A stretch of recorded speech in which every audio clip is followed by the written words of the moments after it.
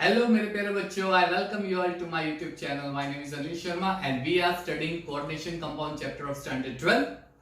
आज के video lecture में हम लोग स्टडी करने वाले हैं splitting in tetrahedral complex. Students, हम लोग ने वीडियो लेक्चर नंबर 17 में देखा था कैसे ऑक्टाहेड्रल में स्प्लिटिंग होता है।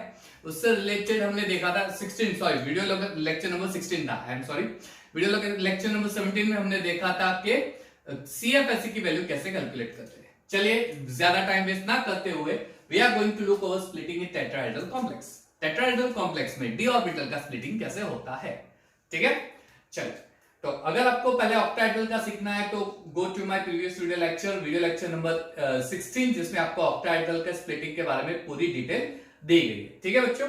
So let's begin with splitting in tetrahedral complex. Tetrahedral complex पहले थोड़ा ओवरव्यू कर लेते हैं, राइट। Metal ligands. चलिए, अगर मेरा गिवन कॉम्प्लेक्स ऑक्टाहेड्रल है तो स्प्लिटिंग कैसे होगा। तो सबसे पहले ऑक्टाहेड्रल की ज्योमेट्री कैसी होती है वो आपको पता होनी चाहिए, ठीक है।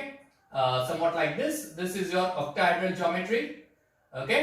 और उसमें हमने देखा था कि ये जो लिगेंड्स है वो ऑक्टाहेड्रॉन के कॉर्नर में अरेंज होते हैं, पहली चीज। सेकंड थिंग, ये जो लिगेंड की है इसे हमने एक्स एक्सिस एज्यूम किया था, तो ये होता है वाई एक्सिस और ये हो जाता है जेड एक्सिस। क्यों ऐसा किया? बिकॉज इसमें हर एक एक्सिस के बीच में 90 डिग्री का एंगल होगा और 90 डिग्री एंगल जो होता है वो एक्सिस के बीच में होता है। इसका मतलब ये जो लिगेंड अरेंज हुए हैं वो एक्सिस के ऊपर हुए हैं। तो उसके ऊपर से हमने देखा था कि दो डी ऑर्बिटल होते हैं जहां पे लिगेंड अप्रोच करते हैं। एक होता है dx2 और एक होता है dz2, ठीक है। तो इस दो डी ऑर्बिटल पे रिपल्शन फोर्स ज्यादा होता है जिसकी वजह से इसकी एनर्जी बढ़ जाती है, क्लियर। तो ये हमने देखा था ऑक्टाहेड्रल कॉम्प्लेक्स में। अगर आपने नहीं देखा है तो पहले मेरा वो वीडियो लेक्चर आप देख लीजिए, ठीक है। Over here in tetrahedral complex let's take an example. अच्छा, सबसे पहले मैं आपको एक चीज समझाना चाहूंगा। डी ऑर्बिटल में 5 ऑर्बिटल होते हैं, right. You know that dxy, dyz, dzx, dx2 और dz2। ध्यान से समझना बच्चों, बहुत ही इंपॉर्टेंट है ये आपके लिए। dxy जो होता है उसमें x और y के प्लेन में, सपोज ये x प्लेन है ये y प्लेन है, तो उसके बीच में ये लॉब्स होते हैं, ठीक है। x और y के प्लेन के बीच में ऐसे ही dyz का होगा, ऐसे ही dzx का होगा, ठीक है। dx2 में कैसे होता है, तो जो लॉब्स होते हैं वो x एक्सिस पे होते हैं और y एक्सिस पे होते हैं। एंड dz2 में तो उसका अरेंजमेंट कुछ इस तरह से होता है। आपने ऑलरेडी स्ट्रक्चर ऑफ एटम में स्टडी किया है, क्लियर। दूसरी चीज, अगेन ये चीज आपको बहुत ही काम आने वाली है, ये बहुत ही यूजफुल होने वाली है। ये चीज याद रखना, हर एक एक्सिस के बीच में जो एंगल होता है वो एंगल 90 डिग्री का होना चाहिए, ठीक है। तो उस वजह से ऑक्टाहेड्रल में जो रिपल्शन फोर्स आएगा वो इन दो ऑर्बिटल के बीच में आएगा, क्योंकि ये दो ऑर्बिटल होते हैं वो एक्सिस पे होते हैं, लिगेंड एक्सिस पे अप्रोच करते हैं, इसलिए रिपल्शन बढ़ जाता है। Now have a look over tetrahedral. अच्छा, टेट्राहेड्रल की ज्योमेट्री कैसी होती है बच्चों? टेट्राहेड्रल की ज्योमेट्री जस्ट फोकस करना, ध्यान से समझना कैसे होगी टेट्राहेड्रल की ज्योमेट्री। तो ये होते हैं आपके लिगेंड्स टेट्राहेड्रल में, लिगेंड्स। इमेजिनेशन स्ट्रांग चाहिए आपका, इमेजिनेशन बहुत ही स्ट्रांग चाहिए। टेट्राहेड्रल में सेंटर में मेटल होता है, तो एक यहां पे होगा, दूसरा यहां पे होगा, तीसरा यहां पे होगा और फोर्थ ऊपर होगा, right. Tetrahedral geometry 1 2 3 4, you should have 1 ये 2, ठीक है, 3 और ये 4। टेट्राहेड्रल ज्योमेट्री बनाएगा सेंट्रल मेटल लाइन में, ठीक है। ये चीज याद रखना। तो ये मेटल लिगेंड्स है, उसमें मेटल है, उसके सराउंडिंग टेट्राहेड्रल ज्योमेट्री फॉर्म कर रहा है लिगेंड। यहां पे मेटल है तो ये लिगेंड यहां पे होगा, दूसरा यहां पे होगा, तीसरा यहां पे होगा। चलो पिरामिड सोचो, अब पिरामिड कैसा है वो सोचो। इस तरह से ज्योमेट्री होती है। क्या उसके डिटेल में नहीं जाएंगे, केमिकल बॉन्डिंग चैप्टर आपने ऑलरेडी स्टडी किया गया। एक और चीज आपने स्टडी की है, अगर ज्योमेट्री टेट्राहेड्रल होती है तो उस टेट्राहेड्रल ज्योमेट्री में जो बॉन्ड एंगल होता है वो कितना होता है बच्चों? तो बॉन्ड एंगल होता है 109 डिग्री 28 मिनट का। समझ में आ रहा है जो मैं बोल रहा हूं? बॉन्ड एंगल 109 डिग्री 28 मिनट का, ये भी 109 डिग्री 28 मिनट का बॉन्ड एंगल होगा टेट्राहेड्रल में। अब थोड़ा इमेजिन करो कि सपोज आपको अगर ये बोला जाए कि ये लिगेंड है और ये एक्स एक्सिस है, तो वाई एक्सिस कहां पे होगी? 90 डिग्री पे होगी। ये वाला कॉन्सेप्ट जाएगा वहां पे, वाई एक्सिस 90 डिग्री पे होगा। तो अगर ये x है तो y एक्सिस कहां कुछ यहां पे होगा, यानी ये लिगेंड y एक्सिस पे नहीं होगा। क्यों? यहाँ पे जो लिगेंड है वो 109 डिग्री 28 मिनट का बॉन्ड एंगल बना रहा है। Are you getting me? चलिए, तो ये y एक्सिस पे होना चाहिए और ये z होना चाहिए, लेकिन यहाँ पे कुछ मुझे उल्टा दिख रहा है। लिगेंड यहाँ पे अगर मैं x एक्सिस कंसीडर करूं तो दूसरा लिगेंड y एक्सिस पे नहीं आ रहा है, यानी यहाँ पे समवॉट 40 केस आ गया। कुछ समझने में नहीं आया कि ये किस तरह से हो रहा है। तो आइए एक और केस मैं आपको दिखाता हूं टेट्राहेड्रल में, वो केस यहाँ पे अप्लाई होगा या नहीं। चलिए, तो वो केस कैसा होगा? सेंट्रल मेटल आयन जो होता है उसके सराउंडिंग लिगेंड टेट्राहेड्रली अरेंज कर दो। ये मेटल, ये लिगेंड, ये लिगेंड, ये लिगेंड, ये लिगेंड, ठीक है, ये वाला लिगेंड। अब एक्सिस समझनी है आपको। मैंने जैसे बताया ये एक्स एक्सिस नहीं होगी, क्यों? अगर ये एक्स एक्सिस होती तो वाई एक्सिस कहीं यहां पे आता, इस लिगेंड पे नहीं आता। यानी इसका मतलब बहुत ही क्लियर है कि लिगेंड एक्सिस के ऊपर अरेंज नहीं होंगे। नहीं होंगे तो कहां पे होंगे? तो सपोज ये एक्स एक्सिस है, मान लीजिए ये एक्स एक्सिस है, तो इससे एग्जैक्ट 90 डिग्री वाई एक्सिस होगा, इससे एग्जैक्ट यहां पे 90 डिग्री होगा। अगर ये वाई एक्सिस है तो इससे एग्जैक्ट 90 डिग्री जेड एक्सिस होगा। Now what can you see? This ligand is present in between x axis and y axis. ये ligand y और z के बीच में प्रेजेंट है। सिमिलरली z, इसका मतलब क्या हुआ कि यहाँ पे जो ligand का अरेंजमेंट हो रहा है टेट्राहेड्रल में, वो x प्लेन और वो y प्लेन के बीच में हो रहा है। वो x और y के बीच में हो रहा है। उसके लिए आपको करना कुछ नहीं है, एक क्यूब एज्यूम कर लो। एक क्यूब एज्यूम कर लो।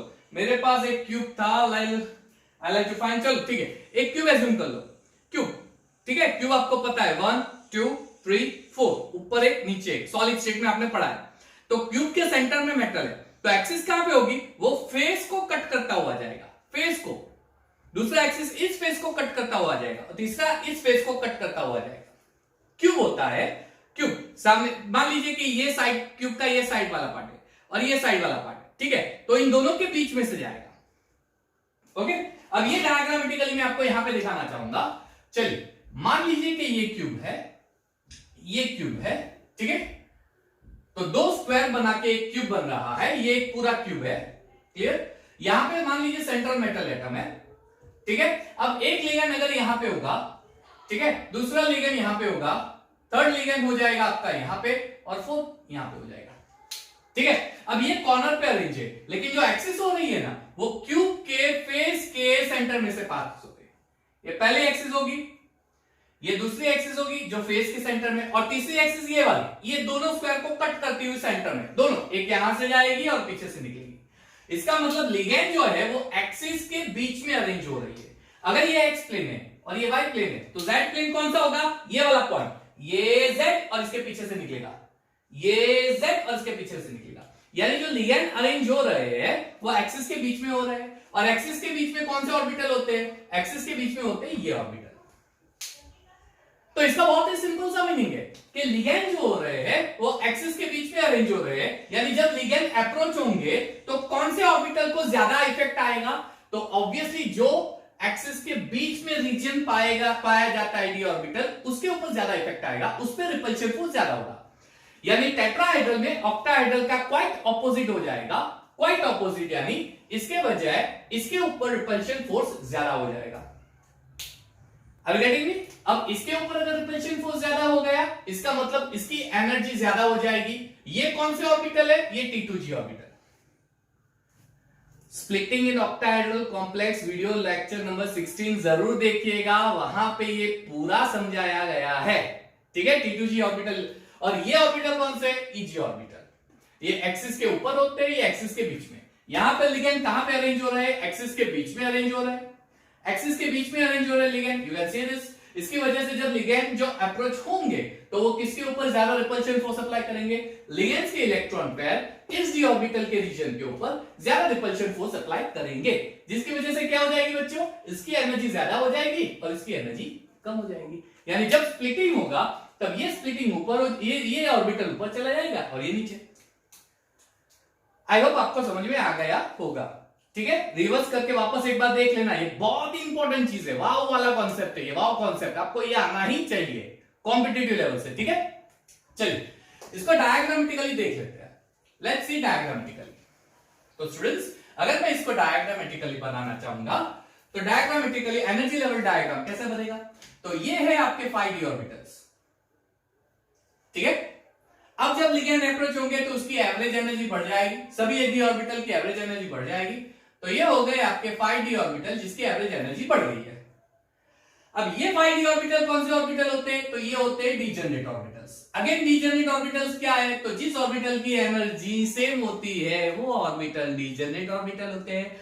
Structure of atom 11th standard में ये लास्ट में दिया गया है, जरूर देखिएगा एनसीईआरटी टेक्स्ट बुक, वहां पे आपको मिलेगा डीजेनरेट। तो ये 5 ऑर्बिटल डीजेनरेट, पी के कौन से ऑर्बिटल डीजेनरेट होते हैं? px, py और pz, ये डीजेनरेट। तो ये डीजेनरेट ऑर्बिटल्स जब एवरेज एनर्जी इंक्रीज होगी तब भी वो डीजेनरेसी ही मेंटेन करेगा, लेकिन इसके बाद इसका स्प्लिटिंग हो जाएगा। ठीक है। अब ये टेट्राहेड्रल स्प्लिटिंग है तो किस ऑर्बिटल पे ज्यादा इफेक्ट दिखेगा? तो dxy, dyz, dzx, और किसके ऊपर कम दिखेगा? dz² और dx²-y²। यानी Eg ऑर्बिटल नीचे आ जाएंगे और T2g ऑर्बिटल ऊपर आ जाएंगे। तो ये ऊपर ऑर्बिटल इसकी एनर्जी ज्यादा है, ये नीचे, इसे बोलते हैं बैरिसेंटर। अब आपको पता ही है बैरिसेंटर क्या है, ऑक्टाहेड्रल कॉम्प्लेक्स में मैंने आपको बताया था। बैरिसेंटर जब मैं इनकी एवरेज एनर्जी निकालूंगा, इसकी एवरेज एनर्जी 0 होती है तो वो बैरिसेंटर होता है, एवरेज एनर्जी। अब टेट्राहेड्रल स्प्लिटिंग में ये कितना इंक्रीज हुआ? ये इंक्रीज तो ये होता है प्लस 0.4 डेल्टा 0 जितना, और ये कितना डिक्रीज होता है? -0.6 डेल्टा 0 जितना, या फिर आप बोल सकते हो 3/5 डेल्टा 0 और 2/5 delta 0। Again watch my video lecture number 16, वहां पे आपको ये डिटेल मिल जाएगी, वो देखो अभी तक नहीं देखा है तो। ठीक है स्टूडेंट्स, वो आपको देखना है। और ये एनर्जी कैसे फाइंड करते हैं वो वीडियो लेक्चर नंबर 17 में मिलेगा। इस वीडियो के एंड में आपको उसके लिंक मिल जाएगी, वीडियो लेक्चर 17, उसमें आप देखना, आपको ये पूरा डिटेल वहां पे मिलेगा। ठीक है, चलिए, तो ये हो गया आपका स्प्लिटिंग वाला केस। क्लियर? अब क्वेश्चन ये आता है कि टेट्राहेड्रल में ये जो स्प्लिटिंग हो रहा है और जो ऑक्टाहेड्रल में होता था स्प्लिटिंग, ऑक्टाहेड्रल में कैसा होता था? अगर मैं यही डायग्राम ऑक्टाहेड्रल के लिए बनाना चाहूं तो ऑक्टाहेड्रल में इसकी एनर्जी ज्यादा थी, किसकी? ये Eg वाले ऑर्बिटल की, इसकी एनर्जी मोर एनर्जी होगी इसकी, और ये एनर्जी ज्यादा थी T2g।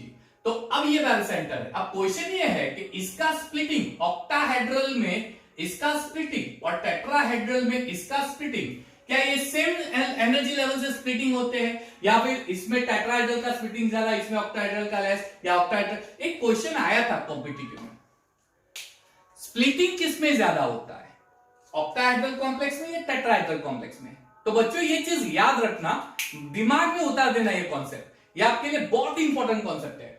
स्प्लिटिंग ऑलवेज टेट्राहेड्रल में ज्यादा लेस होता है, ऑक्टाहेड्रल में ज्यादा होता है। क्यों? ऑक्टाहेड्रल में 6 लिगेंड अप्रोच होते हैं, यानी रिपल्शन फोर्स जो होगा it will because of 6 ligands. 6 ligands, जब टेट्राहेड्रल में आप देखोगे तो 4 लिगेंड्स अप्रोच होते हैं, तो splitting is because of 4 ligands present over here. अब देखो कि किसमें नंबर ऑफ लिगेंड्स ज्यादा है, इसमें, यानी इसमें रिपल्शन फोर्स ज्यादा अप्लाई होगा, यानी इसका स्प्लिटिंग ज्यादा होगा, इसका स्प्लिटिंग कम होगा।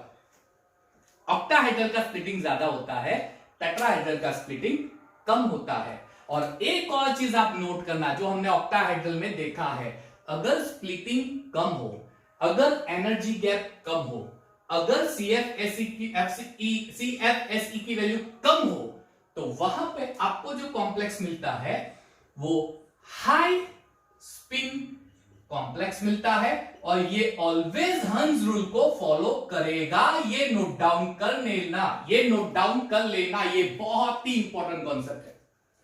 नोट डाउन कर लेना बच्चों, ये बहुत इंपॉर्टेंट कॉन्सेप्ट है। ठीक है, ये क्रिस्टल फ्यूल स्प्लिटिंग एनर्जी है। अगर आपको नहीं पता है कैसे कैलकुलेट करते हैं, वीडियो लेक्चर नंबर 17 में दी है क्रिस्टल फ्यूल स्प्लिटिंग एनर्जी। मेरे इसी वीडियो के अंदर आपको दोनों लिंक मिल जाएंगे, 16 और 17 के, वहां से भी आप क्लिक करके वीडियो लेक्चर नंबर 16-17 ऑब्जर्व कर सकते हो, वो स्टडी कर सकते हो। यानी टेट्राहेड्रल में स्प्लिटिंग कम होने की वजह से टेट्राहेड्रल ऑलवेज, ये मेरा स्टेटमेंट याद रखना, ये मेरा गुरु मंत्र है आपके लिए, कि ऑलवेज टेट्राहेड्रल में हाई स्पिन कॉम्प्लेक्स फॉर्म होता है, और वो ऑलवेज हंस रूल को फॉलो करेगा। हाई स्पिन कॉम्प्लेक्स और ऑलवेज हंस रूल को फॉलो करेगा। जबकि ऑक्टाहेड्रल में 2 केस आते हैं, इफ यू रिमेंबर, एक लो स्पिन का आता है और एक हाई स्पिन का आता है। लो स्पिन में splitting will be more, high spin में स्प्लिटिंग विल बी लेस। और ये स्प्लिटिंग किसके ऊपर डिपेंड है? हाँ, ये पॉइंट इंपॉर्टेंट है। स्प्लिटिंग किसके ऊपर डिपेंडेंट है? So there are certain factors on which CFSE value delta zero splitting depends. तो अब वो चीज हम करेंगे। क्लियर? सो आई होप ये पूरा समझ में आ गया होगा। टेट्राहेड्रल स्प्लिटिंग कम होता है ऑक्टाहेड्रल के कंपैरिजन में। ये हाई स्पिन कॉम्प्लेक्स हमेशा यही बनाएगा, हंस रूल को ही फॉलो करेगा। हंस रूल को फॉलो करना इसका मतलब ये हुआ कि इसमें पहले एक इलेक्ट्रॉन डीज स्क्वायर में जाएगा, दूसरा इलेक्ट्रॉन यहां पे आएगा। हंस रूल ऐसा बोलता है कि जितने भी आपको ऑर्बिटल्स मिलते हैं सब, या आप बोल सकते हो सब शेल्स मिलते हैं, हर एक सब शेल्स में पहले एक एक इलेक्ट्रॉन जाएगा, अनपेयर्ड रहेगा, फिर पेयर, यानी एक यहां पे एक यहां पे। अब और सब शेल्स यहां पे है, यानी एक एक इलेक्ट्रॉन यहां पे फिल होगा और उसके बाद पेयरिंग यहां से स्टार्ट होगा। यानी हाई स्पिन कॉम्प्लेक्स में सारे डी ऑर्बिटल में पहले एक एक इलेक्ट्रॉन जाएंगे और उसके बाद वो सारे डी ऑर्बिटल में इलेक्ट्रॉन पेयरिंग होंगे। I hope you remember this things. ये बहुत इंपॉर्टेंट है, इसको याद रखना, मेमोराइज कर लेना, ये बहुत इंपॉर्टेंट चीज है। इज दैट क्लियर बच्चों? टेट्राहेड्रल कॉम्प्लेक्स, तो ये पूरा पॉइंट आपके लिए बहुत मायने रखता है। Okay, there are certain factors on which the crystal will splitting, ये जो एनर्जी गैप है वो डिपेंडेंट है। चलिए, तो ऐसे कौन कौन से फैक्टर्स है जिसके ऊपर CFSE डिपेंडेंट है? क्रिस्टल फिल स्प्लिटिंग एनर्जी, ये किसके ऊपर डिपेंडेंट है? क्रिस्टल फिल स्प्लिटिंग एनर्जी ये किसके ऊपर डिपेंडेंट है? Well, crystal field splitting energy depends on factor number 1, it depends on nature of ligands. अभी पीछे 1 मिनट जाओ, इसी वीडियो के 1-2 मिनट पीछे जाओ, वहां पे मैंने एक स्टेटमेंट दिया है कि अगर वीक फिल लिगेंड है तो वो बनाता है हाई स्पिन कॉम्प्लेक्स, और अगर स्ट्रॉन्ग फिल लिगेंड है तो वो बनाता है लो स्पिन कॉम्प्लेक्स। इसका मतलब ये हुआ कि स्प्लिटिंग में जब इलेक्ट्रॉन फिलिंग करेंगे तो डेल्टा जीरो का जो स्प्लिटिंग है वो इसके ऊपर डिपेंडेंट है, स्ट्रॉन्ग फील्ड है या वीक फील्ड। अगर वीक फील्ड लिगेंड है तो स्प्लिटिंग कम होता है, अगर स्ट्रॉन्ग फील्ड है तो स्प्लिटिंग ज्यादा होता है। तो कम होगा तो लो स्पिन कॉम्प्लेक्स बनाएगा, ज्यादा होगा तो हाई स्पिन कॉम्प्लेक्स बनाएगा। ठीक है। Number 2, it also depends on the nature of central metal atom. ठीक है, nature of central metal atom के ऊपर भी डिपेंडेंट है। मान लीजिए आपका सेंट्रल मेटल एटम, दो एग्जांपल देता हूं, चलो। एक है Fe+2 का कॉम्प्लेक्स और एक है Fe+3 का कॉम्प्लेक्स। अब आपको यह पूछा जाए दोनों कॉम्प्लेक्स में से किसमें स्प्लिटिंग ज्यादा होगा? सेम मेटल के दो ऑक्सीडेशन स्टेट वाले कॉम्प्लेक्स है, राइट? तो किसमें ज्यादा होगा? तो थियरी ये सजेस्ट कर रही है, जो एक्सपेरिमेंटली फाइंड आउट किया गया है, यानी एक्सपेरिमेंटली जो हमें मिला है उसको मैंने थियोरिटिकल में कन्वर्ट कर दिया, तो हमें ये दिखाई देता है कि जिसका ऑक्सीडेशन स्टेट ज्यादा होगा उसका स्प्लिटिंग भी ज्यादा होता है। यानी स्प्लिटिंग किसके ऊपर डिपेंडेंट हो गया? ऑक्सीडेशन स्टेट पे हो गया। जिसका ऑक्सीडेशन स्टेट ज्यादा उसका स्प्लिटिंग ज्यादा। यानी सेम मेटल के अगर दो ऑक्सीडेशन स्टेट है तो जिसका हायर ऑक्सीडेशन स्टेट है, higher oxidation state of same metal will have more splitting, उसका स्प्लिटिंग ज्यादा होगा। पहली चीज, मान लीजिए दो डिफरेंट मेटल है लेकिन दोनों का ऑक्सीडेशन नंबर सेम है। एक एग्जांपल देता हूं, चलो। Ti+3 और CO+3, ये दो डिफरेंट मेटल आयन है लेकिन दोनों का ऑक्सीडेशन नंबर सेम है। तो उसमें, तो जिस केस में D वैकेंट ऑर्बिटल ज्यादा होते हैं, D के वैकेंट ऑर्बिटल ज्यादा होते हैं, उसका स्प्लिटिंग ज्यादा होता है। तो इन दोनों में से वैकेंट ऑर्बिटल किसके ज्यादा होंगे? Of course titanium. लिखना तो लिख दो, देखो टिटेनियम का, टिटेनियम क्या होगा? आर्गॉन 3d2 4s2 ये होता है। ठीक है। जब Ti+3 बनेगा तब ये हो जाएगा आर्गॉन 3d1 4s0, यानी इसमें 4d ऑर्बिटल वैकेंट है। कोबाल्ट+3 आप देखो तो उसके अंदर इलेक्ट्रॉनिक कॉन्फ़िगरेशन हो जाएगा आर्गॉन 3d7 4s2। अब अगर 3 इलेक्ट्रॉन लूज करोगे तो आर्गॉन 3d6 4s1। ठीक है। तो इसमें 4d ऑर्बिटल वैकेंट है। जब यहां पे वैकेंट डी ऑर्बिटल कम मिलेंगे, आपको बहुत कम मिलेंगे, इसका मतलब वैकेंट डी ऑर्बिटल टिटेनियम में ज्यादा होता है। टिटेनियम में ज्यादा होने की वजह से इसका स्प्लिटिंग ज्यादा होगा, right? Remember this thing, very very important point, very very important point, ये चीज याद रखना। ठीक है। Nature of central metal atom. Number 2, now number 3, और अब ये जो नंबर 3 है वो आपके लिए बहुत इंपॉर्टेंट है, वेरी इंपॉर्टेंट बच्चों, वेरी इंपॉर्टेंट। अगर आपको बोला जाए कि एक ऐसा मेटल है जिसमें 4D सीरीज है, दूसरा है 5D सीरीज, दूसरा 4D और एक 3D सीरीज वाला है, सेम ऑक्सीडेशन स्टेट है, सेम वैकेंट डी ऑर्बिटल है, मान लीजिए वैकेंट ऑर्बिटल भी सेम है, ऑक्सीडेशन स्टेट भी सेम है, लेकिन एक 5D का है, एक 4D का है, एक 3D का है, तो स्प्लिटिंग किसका ज्यादा होगा? तो 5D का ज्यादा होगा, 3D का कम होगा। क्यों? 5D ऑर्बिटल बहुत ज्यादा डिफ्यूज होते हैं, मेटल के बहुत आउटसाइड होते हैं, यानी बहुत दूर होते हैं, और वो लिगेंड जो होता है वो डिफ्यूज ऑर्बिटल पे स्प्लिटिंग ज्यादा, यानी सॉरी रिपल्शन ज्यादा क्रिएट करेगा।